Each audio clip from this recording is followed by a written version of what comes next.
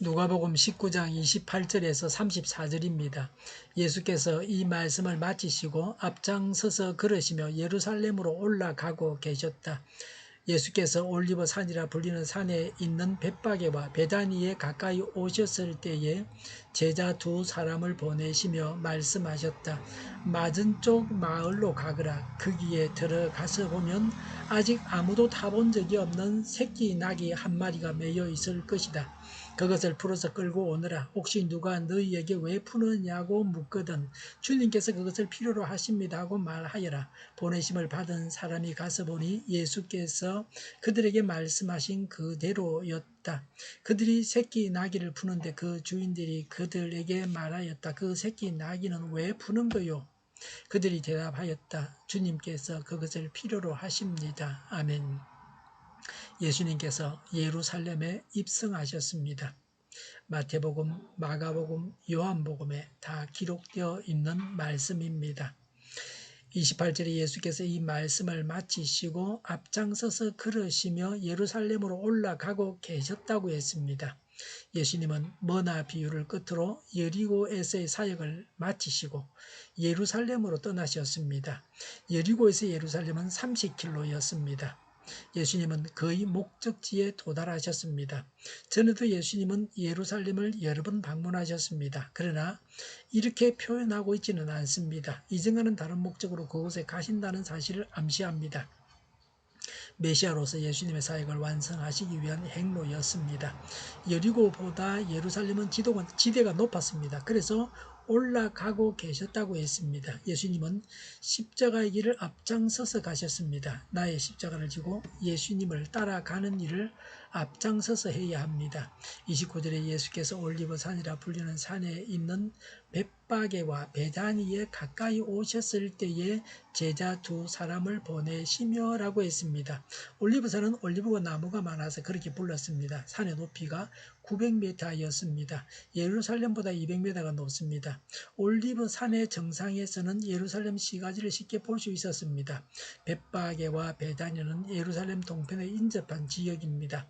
벳바게는 예루살렘과 베다니 중간에 있었습니다. 예수님께서 6월절 6일 전 토요일에 이곳에 도착하셨습니다. 요한복음 12장 1절부터 8절에는 마리아가 예수님께 기름을 부었습니다. 그 다음 날 일요일 아침에 벳바게를 거쳐 예루살렘으로 입성하셨습니다. 30절에 말씀하셨다. 맞은쪽 마을로 가거라고 했습니다. 맞은쪽 마을은 벳바게입니다. 30절에 거기에 들어가서 보면 아직 아무도 타본 적이 없는 새끼 나귀 한 마리가 매여 있을 것이다. 그것을 풀어서 끌고 오너라. 31절에 혹시 누가 너희에게 왜 푸느냐고 묻거든 주님께서 그것을 필요로 하십니다 하고 말하여라. 32절에 보내심을 받은 사람이 가서 보니 예수께서 그들에게 말씀하신 그대로였다. 그들이 새끼 나귀를 푸는데 그 주인들이 그들에게 말하였다. 그 새끼 나귀는 왜 푸는 거요? 그들이 대답하였다. 주님께서 그것을 필요로 하십니다. 30절에 아직 아무도 타본 적이 없는 새끼 나귀 한 마리였습니다. 예수님께서 원하신 것은 강한 것이 아닙니다. 새 것입니다. 하나님께 드리는 제물은 아무도 쓰지 않았던 순결한 것이어야 합니다. 예수님은 그 나귀 새끼를 예수님께서 쓰시기 위해서 거룩하게 보존해 두셨습니다. 예수님께서 어린 나귀를 타신 이유가 무엇입니까? 스가랴 9장 9절의 성취였습니다. 겸손한 왕이신 것을 보여주셨습니다. 예수님은 하나님의 말씀을 충실하게 따르셨습니다. 30절에 거기에 들어가서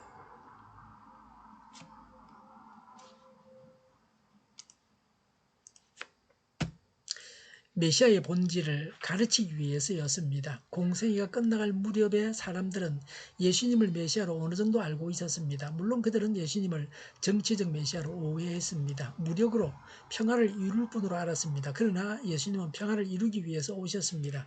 평화는 하나님과 사람 사이의 화목입니다.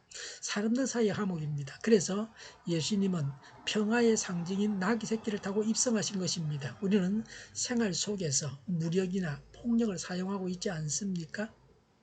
아니면 평화의 종입니까? 33절에 그 새끼 나귀는 왜 푸는 거요? 하고 그들이 말했습니다. 34절에 그들이 대답하였다. 주님께서 그것을 필요로 하십니다라고 했습니다. 만약에 사람이 예수님처럼 하면 도둑질입니다. 주인에게 허락도 받지 않고 남의 나귀를 풀었습니다. 하나님의 권세를 여기서 보여주고 있습니다. 이 세상은 창조주 하나님의 것입니다. 예수님의 말씀을 통해서 하나님의 권세를 봅니다. 하나님은 오늘 나에게 요구할 권리를 가지고 계십니다. 예수님의 필요에 따라서 사용해야 합니다. 나귀의 주인이 예수님께서 하나님이신 것을 인정하고 바쳤던 것처럼 인간의 생활 속에 개입하시는 하나님의 섭리와 손길을 깨달아야 합니다. 하나님의 요구에 순순히 따르고 있습니까? 오늘 해야 할 일이 무엇입니까? 하나님께서 피조물을 사용하는 것이 복입니다. 하나님께서 나의 물질을 사용하시는 것이 복입니다. 하나님께서 나를 사용하시는 것이 내게 복입니다. 하나님께서 자기 아들을 바치라고 해도 바치지 않으면 그 아들이 잘 되지 않습니다. 복을 받지 못합니다. 하나님께 바치지 않고 아낀 재물이 나를 행복하게 하지 않습니다.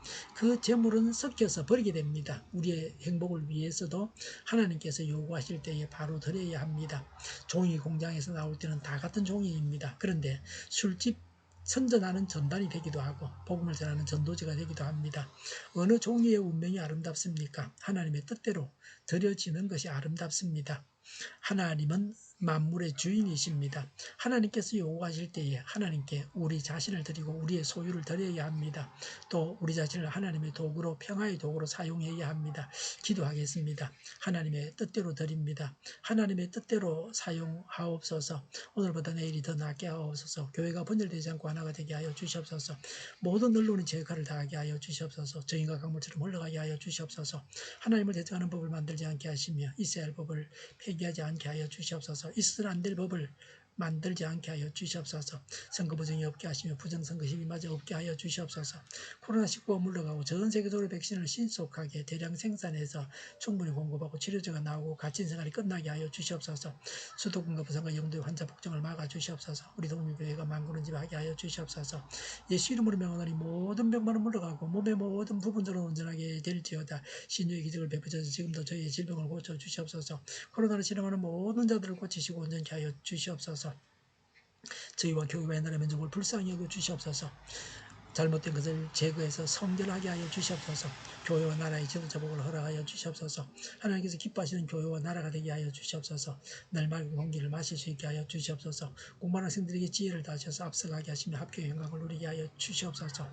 좋으신 하나님을 찬양하면서 예수님의 이름으로 기도하옵나이다. 아멘.